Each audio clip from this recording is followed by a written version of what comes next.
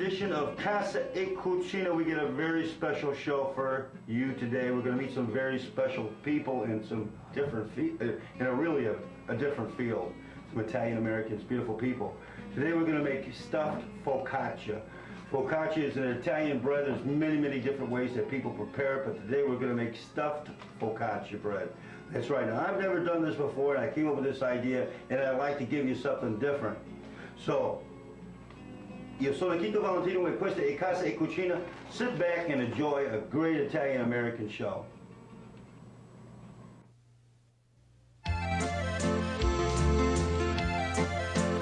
Una bella voce, siamo una bella voce, gente dalle anni.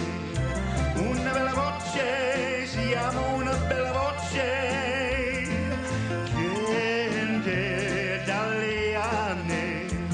Lavoriamo, mangiamo, beviamo, cantiamo, belliamo, festeggiamo insieme. Una bella voce, siamo una bella voce, gente dalle anni.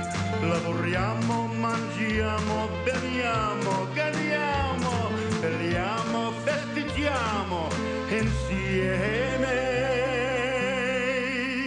Una bella voce, siamo una bella voce, gente dalle anni.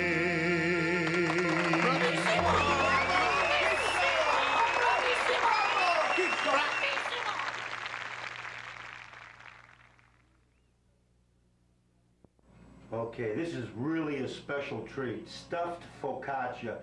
Like I said in the beginning of the show, a lot of folks out there prepare focaccia in many different ways. You can put roasted red peppers on it. You can put just your spices, a little bit of olive oil. You can put a little cheese. You slip it into the oven and it makes a great dinner. It can make a great bread with your salad if you just want to make a salad type thing or whatever.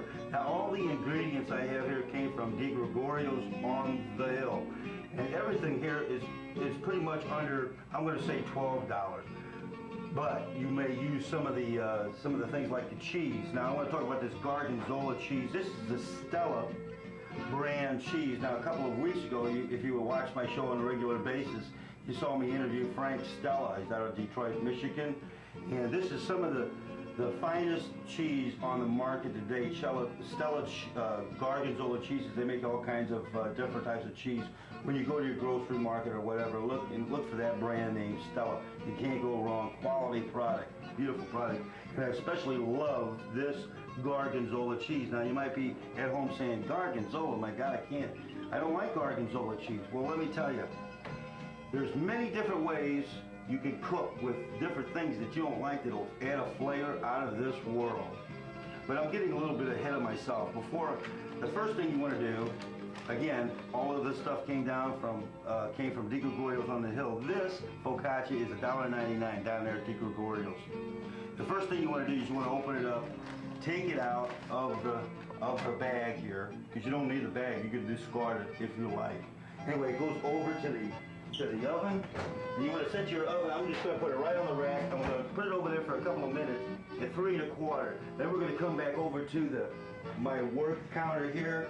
Like I said, we will get rid of this bag here because we don't need it anymore. And I'm going to tell you about a couple of the items while that's rising or recovering a little bit from coming out of the bag. Now, in this bowl here is this. We're going to prepare our stuffing. We got a ½ pound of pork and a ½ pound of beef, ground beef.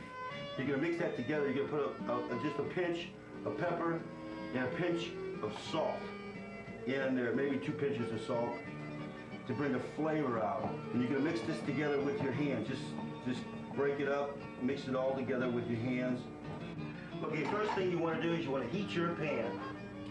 You put about maybe about a tablespoon of oil in your pan. Then you want to put your meat. Just break it up like that a little bit. Okay, now we're going back over to the workbench, my work counter, and we're going to prepare the rest of the ingredients. Now here's this, you know, they sold quite a few of these down at Dignitorio since I last talked to you. This is a fantastic, fantastic item. If you didn't see the show where I made this sparacedo achuga, this is fantastic. Now, I'm showing you a meal that you can cook for, let's say, 3 or 4 people. Maybe more if they're small eaters, but there's like my cameraman and myself, we will destroy this whole dinner. But I want to take half of this onion, chivoli, drop it in my chopper there. We're going to take this garlic,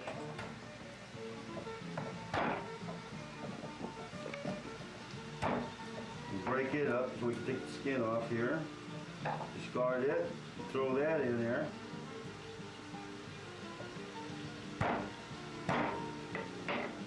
A little bit too much. Just want to pop it a little bit there. Throw that in there.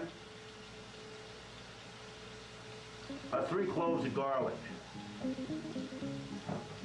You know, folks, I really do appreciate those letters. When you write me, I'll get back to you. I send the recipe right off there. Wasn't like that in the old days. Now down here we have our fresh spices. Now I love mint. Fresh basil, fresh mint, and Italian parsley. We'll put this in here like this also.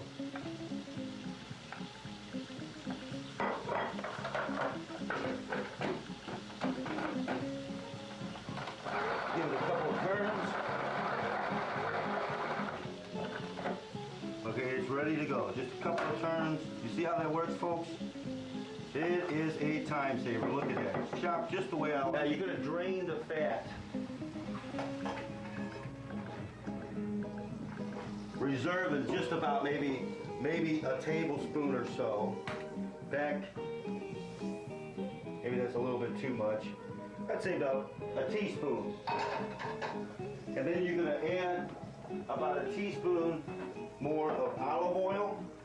And then you're going to saute your onion and your garlic, your Italian parsley, basil, and mint. You're going to put this all together. Anyway, this is what you need right here. You're going to come back over to the oven. You're going to drop this in, like so. Now, now you're going to use, I like to Raleigh or Merlot red wine, and we're going to put just a little bit. I'd say about 3 or 4 tablespoons of red wine in there, and put the cap back on there.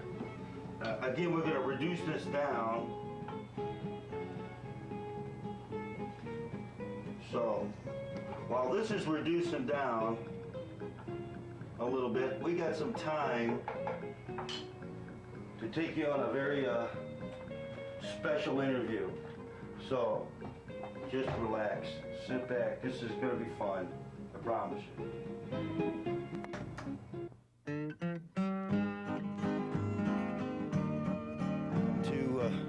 I'm very honored to be standing here with Mr. Joe Torre, or Giuseppe Torre. I love it. Joe, thank you for doing an interview with us on Casa Cucina. Thank you. Thank you. I'm proud of my heritage, obviously, and, you know, of course, the food isn't too bad either. Where were your parents from? Well, my dad was born in New York, and he was from his ancestors from northern Italy. My mom was born in Naples, came over as a very young child, so you know, we have it covered, I think, pretty much.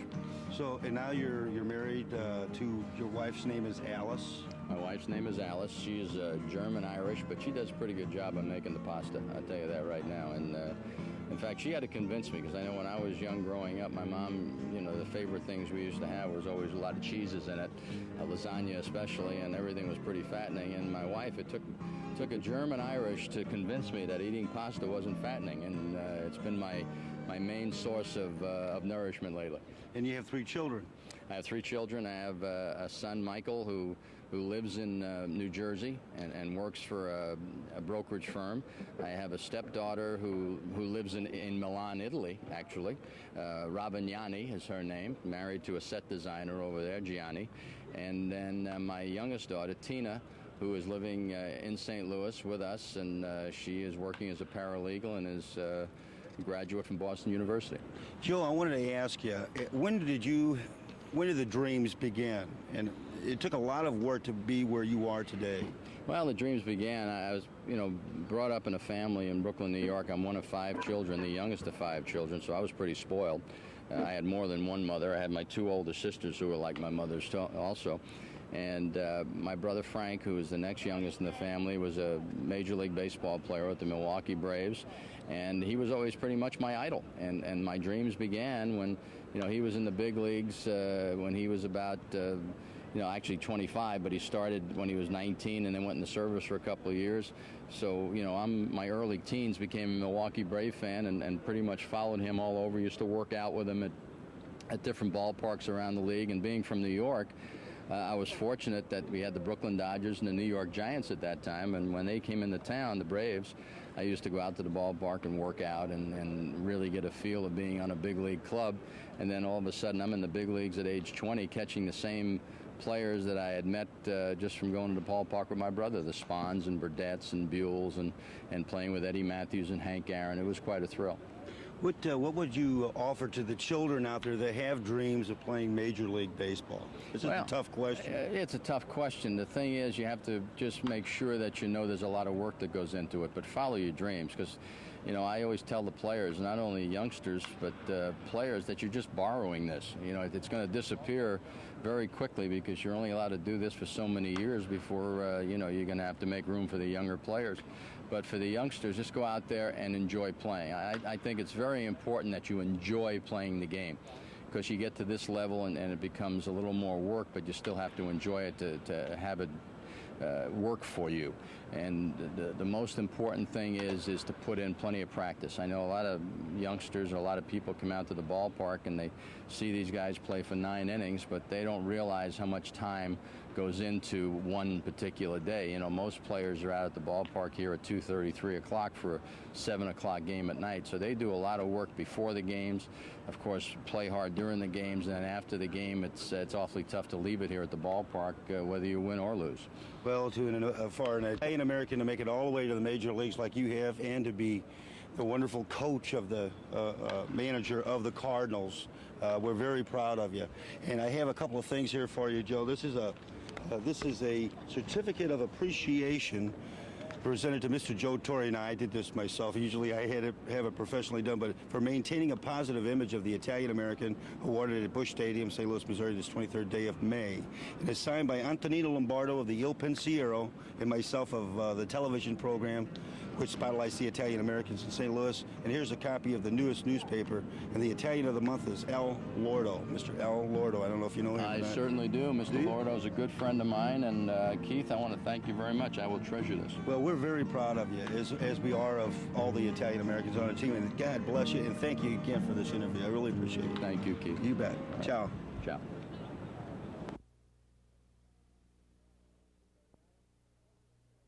Siciliano, huh? L'Italiano? 100% Sicilian. Good to be here. Hey. It's an honor to be on this program. Oh, is that right? Casa, Cucina. We're on every week. I tell you this all the time. Anyway, it's a cookie show. We sing, we interview people of Italian heritage. I understand that your ancestors are from Terracini, Sicily. It's a little town about 20 miles outside of the main part of Sicily. Beautiful area. 100% Sicilian, both on my mom and my dad's side. So it's how many people are in that family? Well, I have brothers and sisters? I have 6 in my family, mom and dad. Everybody's healthy. About 3 of them work down at Chemo, so we've been in the restaurant business for about 75 years. 75 years. So that's your father and your mother, their restaurant? Yeah, I started my mom's side, a little candy kitchen. Then my dad married into the family and made it a kind of an elegant restaurant. I knew it was an Italian restaurant, but Where did they get the name Chemo? Well, my grandpa on my mom's side claims that the name was changed by a 5-star general in the Army, but the real name was Kumuya, and then the Army general changed it to make it a little easier to pronounce. Oh, I see. Well, you know, Frank is one of the sports broadcasters down there at Channel 5, and you know the Italian community, we tune in to watch it because you look so good on there, you know, and we know that you're Italian. Well, my thinking is if his last name or her last name ends in a vowel, I'm going to pay special attention to him. You know, I'm not prejudiced towards Italians, but I want to watch them when they're on the air. There's so few of us on. Well, you know, your family's in the restaurant business. You know what I got in the oven? Focaccia? Focaccia, that's right, stuffed focaccia. Wow, I want to try some of this. Well, let me tell you, we're going to go back there and we're going to get it out of the oven and I'll show you what it looks like. We want to put some on the menu at Kimol's if it's good, all right? All right, we'll sounds call it good. your special. Valentino's, okay, that sounds good. Okay, Frank. Good to be here. Franco Cusamano, grazie. It's a broadcast thrill. It's a broadcast. Thanks. Another broadcast first, all right. Now, by this time, it's reduced down to almost a paste. It's all come together. All these ingredients will come together. And what you're going to do is you're going to drop this into your pork and ground beef mixture. Put your just put it over there for the time being, and you're going to mix this together. Okay, now you're going to take this beautiful Stella Gorgonzola cheese here. We're going to chop off, I'd say about 1/4 pound. So it's not too overbearing, but we'll flavor this, and we're going to break this up in the stuffing.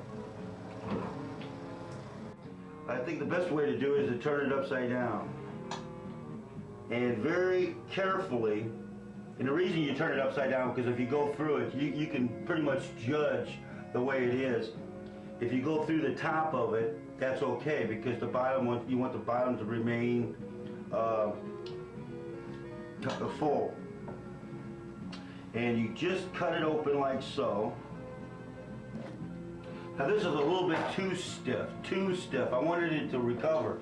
So you only need to keep it in there in the oven for, I'd say maybe 30 seconds, maybe a minute. Now here we go with the stuffing.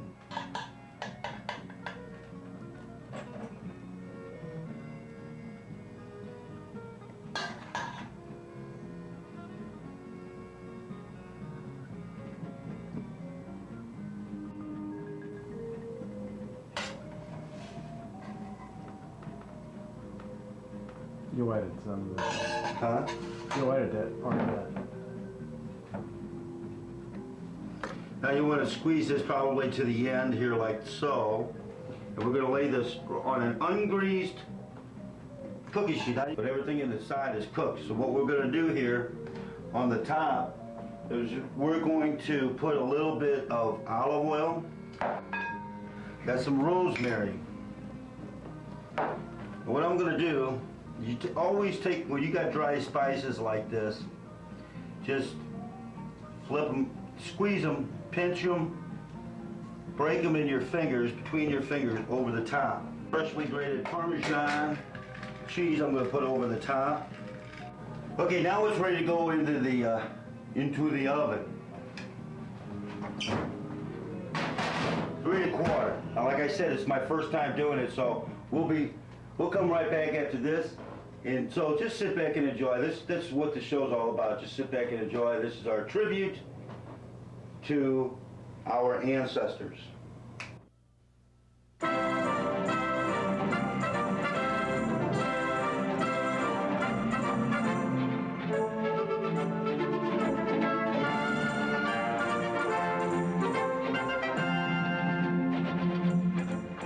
Stasera dinna mia sono montato, te lo dirò,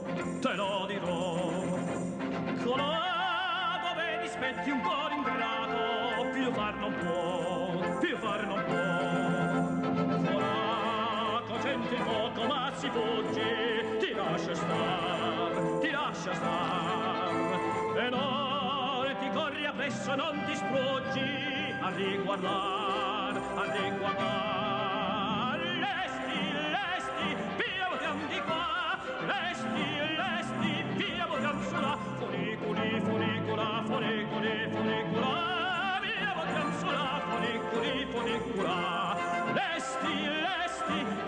vogliamo sulla, lesti, lesti, via vogliamo sulla, funicoli, funicola, funicoli, funicola, via vogliamo sulla, funicoli, funicola.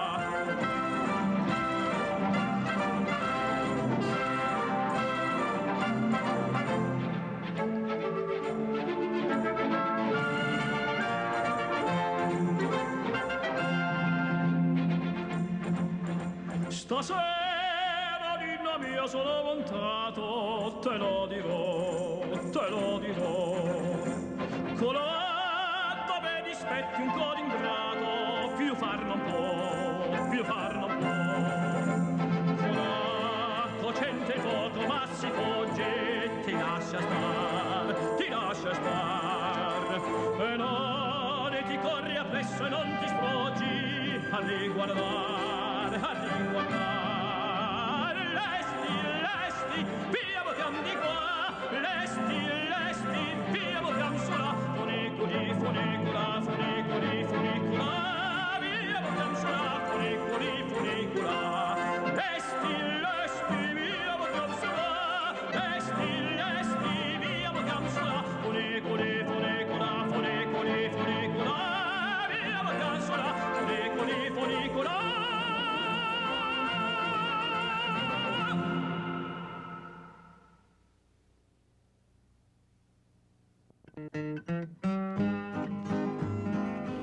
Mr. Jack Buck, it's an honor. My pleasure, sir. You know, I told you before that Frank Borghi was a real good friend of mine. And a good friend of mine. I've known him for a long time. Known him longer than you have. Oh, I bet so. Known him since 1945. 1945. What happened in 1945? I forget.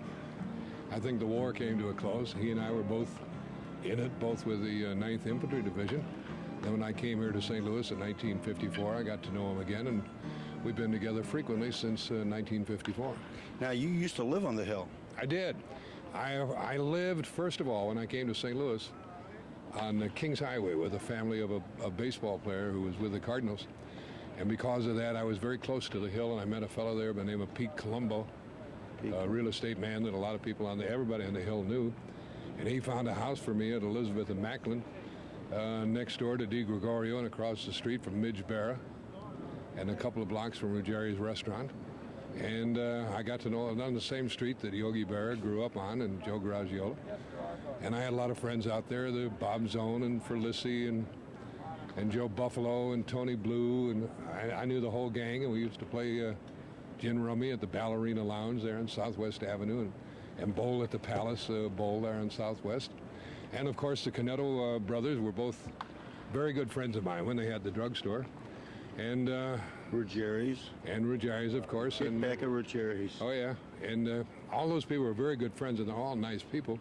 And the neighborhood today remains one of the nicest neighborhoods anywhere in any city. You know, one thing that's important to the Italian-American, as well as other ethnic groups, is the family unit. And we're always saying on the show is get back, do things with your family. One of the things they can do with their family is come to the ballpark. Oh, yeah, sure. That remains one of the strengths of this game. And everybody's talking about the ailments and the ills that this game has now. When June comes around and the kids are out of school, they'll be tugging at mom and dad to take them to the ballpark. And they'll be coming here from Illinois and Indiana and Kentucky and Tennessee and Nebraska and Iowa and Oklahoma and Arkansas, Mississippi and Louisiana. They'll be here, and things will get better at the baseball park. And it'll be because of, as you say, the family unit and the fact that they can still afford to come to a baseball game. You know, it really upsets me when I hear people talking about buying the tickets, then buying a helmet and buying a baseball and parking and buying hot dogs and food. I used to go to the bleachers. I used to pay $1.